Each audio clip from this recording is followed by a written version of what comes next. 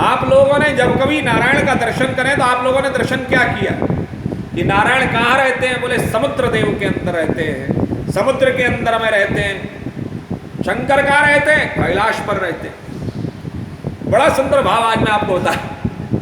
देखो भैया, घर जवाइयों की स्थिति क्या होती है, जो घर के ससुराल में जो रहते हैं उनकी स्थिति देख लो। भगवान नारायण जो है कहाँ रहते हैं? समुद्र। वो लक्ष्मी की उत्पत्ति कहाँ से हुई? कहाँ से हुई? समुद्र से हुई। तो समुद्र उसके पिता हो गए। अब समुद्र अगर उसके पिता हो गए तो नारायण कहाँ रहते हैं? अपनी ससुराल में रहते हैं। अब नारायण यहाँ हमको संदेश दे रहे हैं कि अगर अपनी ससुराल में रहोगे तो क्या होगा? बोले शेषशय्या वसति रुदधौ। तुम्हें सोने के लिए कैसी शैया? सोने के लिए बिस्तर तो होगा, लेकिन कैसा होगा?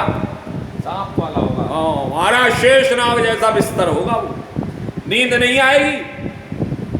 लक्ष्मी भले ही पैर दबाए लेकिन नींद नहीं आएगी। अच्छा, और बोले अगर हमें तुम्हें अगर पानी में 1 मिनट भी अगर थोड़ा वह खोपड़ी भीतर डालनी पड़े तो क्या हो जाता है? श्री राम जय जय राम। क्या हो जाता है? श्री राम जय राम हो जाता है। और जब श्री राम जय राम हो जाता है तो स्थिति क्या होती है? हम लोग भगवान नारायण के वैकुंठ को पधार जाते हैं। और यहाँ स्थिति क्या है? नारायण तो समुद्र के भीतर ही सोए रहे महाराज, विराजमान हो रहे। दिन रात रहना खाना पीना जो कुछ भी हो रहा है वो कहाँ हो रहा है? वो समुद्र में ही हो रहा है। जरा विचार करिए। अब समुद्र के अंदर हो रहा है तो स्थिति अवस्था क्या है? अब एक पुत्र पैदा हो गया नारायण के। बड़ा सुंदर कहा गया, एका भार्या। बोले एक पुत्र पैदा हो गया नारायण के। उस पुत्र का बोले कौन? बोले कामदेव। वो कैसा पुत्र है? बोले महाराज वो औरों की छोड़ो, अपने बाप को ही नहीं छोड़ता है। हाँ, बोले अपने पिता तक पर वह प्रहार करता है। कामदेव। जरा विचार करिए, वह अपने पिता को भी नहीं छोड़ता है। हाँ, जरा विचार करिए। तो अब नारायण के स्मारम स्वग्रह चरितम दारुदे। बड़ा सुंदर किसी कवि ने बड़ा सुंदर कहा है कि इस चरित्र को देख करके भगवान नारायण जो है लकड़ी के हो गए, दारुभूत मुरारी। जरा विचार करिए, अर्थात उन्हें काठ मार गए, लकड़ी के हो गए वो। इस तरह के। अब भगवान शंकर कहाँ विराजमान है? अब जरा शंकर का भी चरित्र देख लो।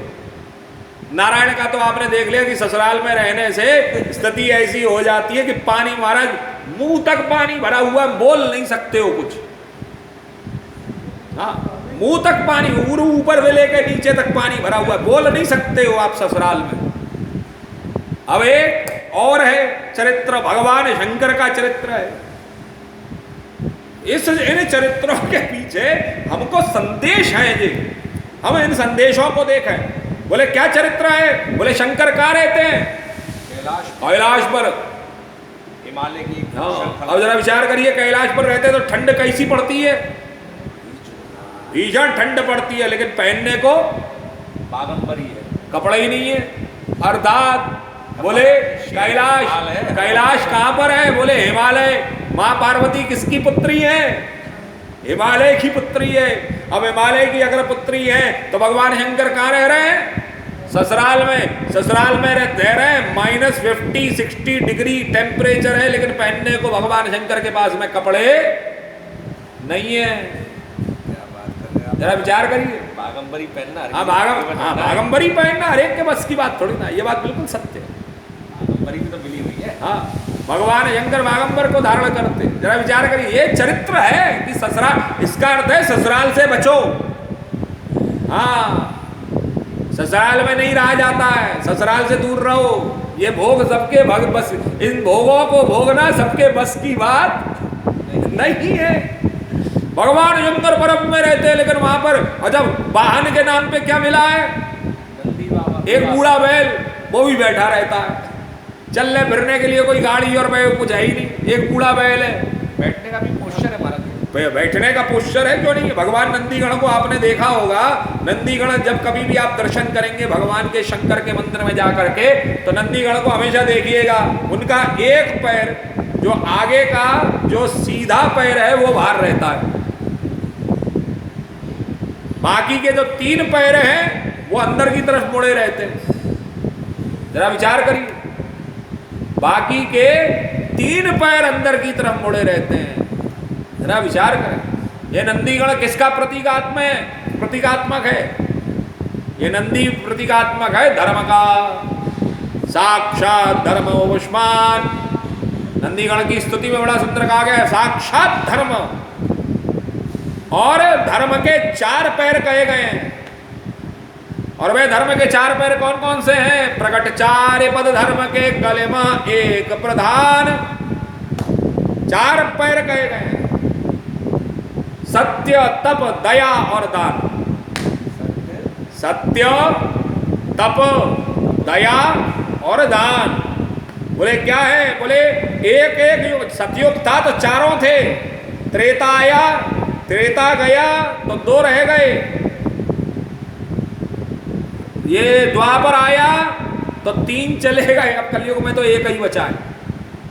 जरा विचार करिए, एक एक युग में एक एक पैर कम होता चला जाता है। सतयुग गया, समाप्त हुआ तो सत्य चला गया, अब क्या बचा? बोले तप बचा, दया बचा और दान बचा। त्रेता आया,